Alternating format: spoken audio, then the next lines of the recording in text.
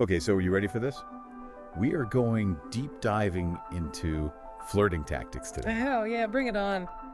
Okay, but like the source material for this deep dive is it's a little out there. Oh, really? It's this online article. Okay. And get this, the title is 3 Simple Flirting Tactics That Drive Women Wild. Flirting lines included. Yeah, that's something. It's definitely a choice, right? Yeah. But hey, we're going in with open minds, right? Oh, totally. Who knows? Maybe we'll find some like hidden gems of wisdom in there. Yeah, you never know. Plus, I think it'll be fun to like analyze the tactics themselves, right? Oh, absolutely. Even if they're a little cheesy. Yeah. Like, it's all about understanding the psychology behind it, you know? For sure. So, like, even though this article is aimed at men trying to attract women, Right. maybe we can kind of like unpack these tactics and see if there's anything universally applicable Mhm. or at least universally interesting about them. Yeah, exactly. Okay, so tactic number 1 is called playful disqualification. Playful disqualification, okay. Basically, it's all about like, dropping little hints that you're not easily impressed. Like you're playing hard to get, kind of. I see. So the article gives these examples. Okay. Like, imagine someone saying, "You and I could never get along. You're way too stubborn, I can tell." Or like, pineapple on pizza. Nope. I could never date someone with such questionable taste. Oh my gosh. Right. Like, those lines are I know. a lot. But have you ever like encountered this approach in real life? Oh yeah, definitely. Really? It's like they're trying to create this like sense of scarcity, you know? Oh. By implying that they're not interested, it can actually make them more attractive. So it's like reverse psychology for flirting. Yeah, exactly. It's playing with that whole playing hard to get thing. I can see how that might work, Yeah, but it seems risky. it is. If it's not done right, it can totally backfire Yeah. and come across as like rude or arrogant. Ugh. Yeah. Totally.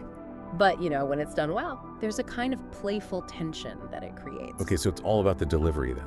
100%. Like imagine someone saying those lines with a completely serious face. Oh, God. That would be a total turnoff. The worst. It has to be like lighthearted and teasing. Totally. Like you're not actually rejecting the person. Yeah, You're just, creating a little challenge. yeah, exactly. Like a playful little push and pull. I wonder if this tactic is tapping into something deeper though. What do you mean? Like psychologically, why would we find someone who plays hard to get more appealing? Well, there's this concept in psychology called reactance theory. Reactance theory. Yeah, and it basically says that people are more motivated to pursue things that seem scarce or unavailable. Oh, so it's like the forbidden fruit effect. Exactly. We want what we can't have. Makes sense. And by playfully disqualifying themselves, Yeah. they're creating that sense of scarcity, making themselves seem more desirable. Okay, so playful disqualification.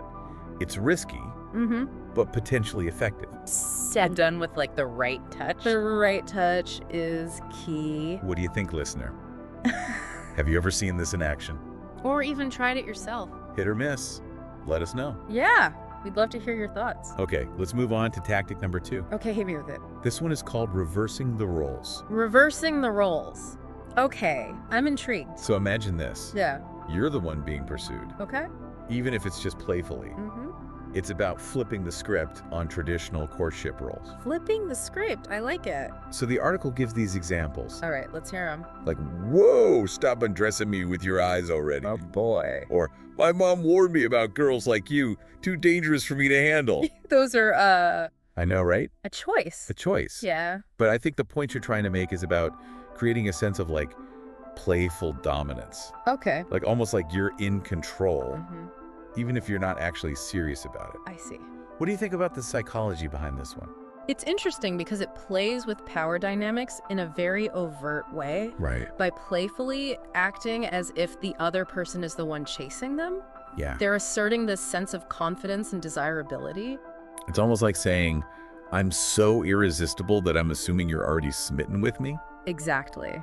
And that can be a pretty powerful move, especially if it's done with a good dose of humor. Right. Like it has to be playful. Yeah, it's a way of like creating some playful tension and breaking the ice. But again, I imagine this one could go very wrong very quickly Oh, for sure. if it's not executed perfectly. Yeah, like if the other person doesn't find it funny, Right. it could come across as really arrogant, Yeah. or even creepy. Oh, yeah, totally. Timing and context are everything with this tactic. For sure. You have to read the other person's cues and make sure they're receptive to this kind of playful banter. Yeah. If they're not, it's best to back off.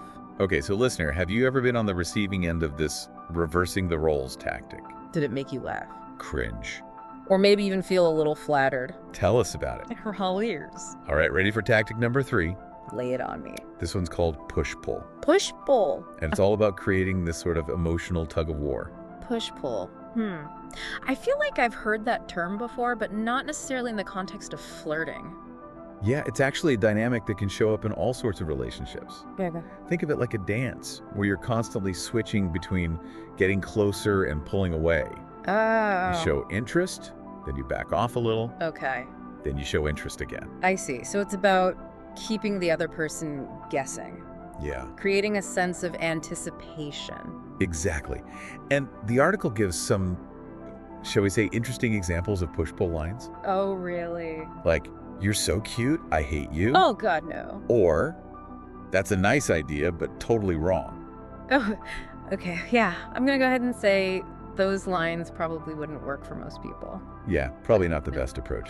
But I get the underlying concept. Yeah. It's about creating a bit of mystery, a bit of intrigue. Right, and I imagine the effectiveness of this tactic depends a lot on the individual and the situation. Oh, for sure.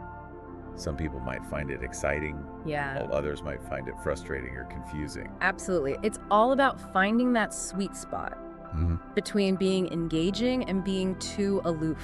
Right, If you push too much, you might come across as uninterested. yeah. But if you pull too much, Yeah. you might lose the other person's attention altogether. It's a delicate balance for sure. It is. And the article mentions that this tactic can involve physical touch as well. No, that's interesting. So it's not just about the words you use, it's Yeah. also about your body language. Exactly. Think about giving someone a hug and then playfully pulling away. Oh, I see. Or leaning in close during a conversation and then shifting back. It's like you're sending mixed signals on purpose. Right. Just to keep things interesting. And the article argues that this kind of unpredictability can be really attractive. It keeps the other person on their toes. Yeah. And prevents the interaction from becoming stale. It definitely adds an element of excitement, Right. but I can also see how it could backfire if it's not done well. Oh, yeah? If someone feels like they're constantly being jerked around, it could damage the connection. For sure. So, listener, have you ever experienced this push-pull dynamic in any of your relationships? Romantic or otherwise. Think about those times when you weren't quite sure where you stood with someone. Did it drive you crazy? Or did you find it strangely compelling? Let us know. We'd love to hear your thoughts. Yeah, we're really curious. And you know, it's interesting because this whole concept of push-pull isn't just limited to flirting. Oh, really? I'm thinking about negotiations, Oh, friendships, even work relationships. That's interesting. You're right, this dynamic can show up in so many different areas of life. Like, think about a negotiation, for example. Okay. Skilled negotiators often use a form of push-pull, Oh. making concessions on some points, while holding firm on others. It's all about creating that back and forth, that sense of give and take. Exactly. And I think that's what makes this tactic so intriguing. Yeah. It taps into something fundamental about human interaction, that we're drawn to a bit of uncertainty, Right. a bit of mystery. Makes sense. Yeah. So we've covered the 3 tactics from the article: Okay. playful disqualification, Yeah. reversing the roles, and push-pull. Got it. But I'm curious to get your take on how these tactics might work together. Okay. Could someone use all 3 of them in a single interaction? Absolutely.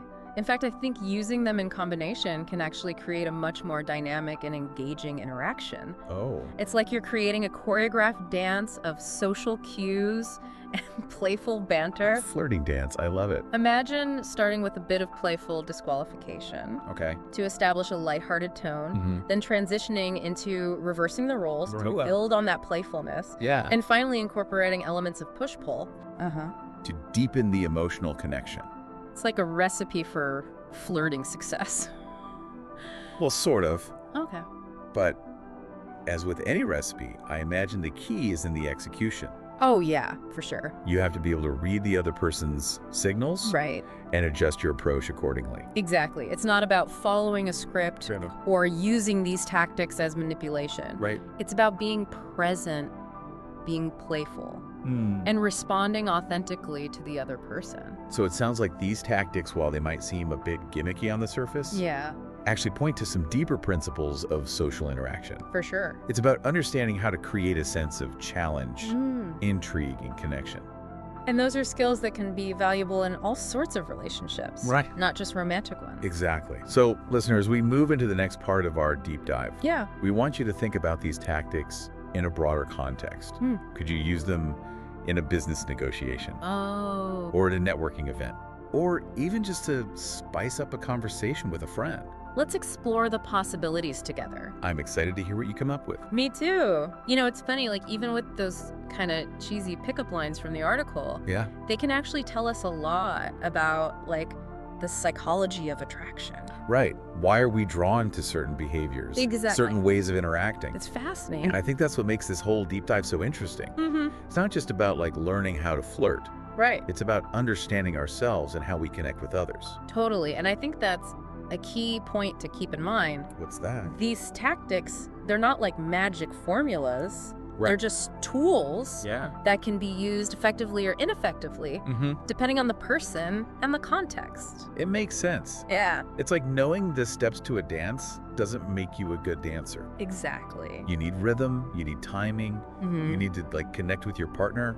100%. And I think that's especially true with the push-pull tactic. Oh, yeah. It can be so powerful when done right. For sure. But it also requires a lot of finesse. Yeah, it's a bit like walking a tightrope. Totally. You need to find that perfect balance between showing interest and creating a little distance. It's tricky. Yeah. It is. Speaking of push-pull, have you ever heard of the concept of intermittent reinforcement?